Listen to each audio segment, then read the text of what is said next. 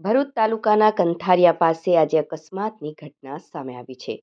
બેકાબુ બનેલા ડમ્પરે રિક્ષા, કાર અને મોપેડને ટક્કર મારી હતી, જેથી અકસ્માત સર્જાયો હતો.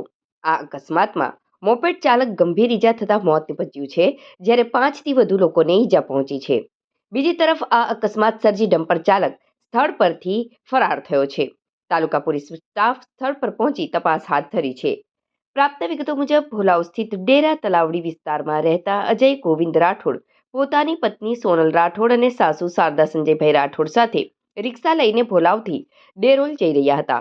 તે દરમિયાન કંથારિયા દલાલ સ્ટ્રીટ પાસે એક ડમ્પર ચાલકે સ્ટીયરિંગ પરનો કાબુ ગુમાવતા રિક્ષા તેમજ મોપેડ અને કારને એક પછી એક ટક્કર મારી હતી. આ ટક્કરના પ્રભાવથી રિક્ષા પલટી ગઈ હતી, જેમાં સવાર તમામ લોકોને ઈજાઓ પહોંચી હતી. અકસ્માત બાદ ઈજાગ્રસ્તોને 108 એમ્બ્યુલન્સ મારફતે ભરૂચ સિવિલ હોસ્પિટલમાં સારવાર અર્થે ખસેડવામાં આવ્યા હતા. આ અકસ્માતમાં મોપેડ ચાલક અરુણ અરવિંદભાઈ રાઠોડને ગંભીર ઈજાઓ થતાં તેમનું ઘટના સ્થળે જ મોત નીપજ્યું હોવાનું જાહેરમાં આવ્યું હતું. અકસ્માત સર્જી ડમ્પર ચાલક સ્થળ પરથી ફરાર થઈ ગયો હતો. આ ઘટનાની જાણ થતાં જ તાલુકા પોલીસ મથકનો સ્ટાફ સ્થળ પર પહોંચી મૃતદેહને પોસ્ટમોર્ટમ અર્થે મોકલી વધુ તપાસ હાથ ધરી છે. પોલીસ દ્વારા ફરાર ડમ્પર ચાલકને ઝડપી પાડવા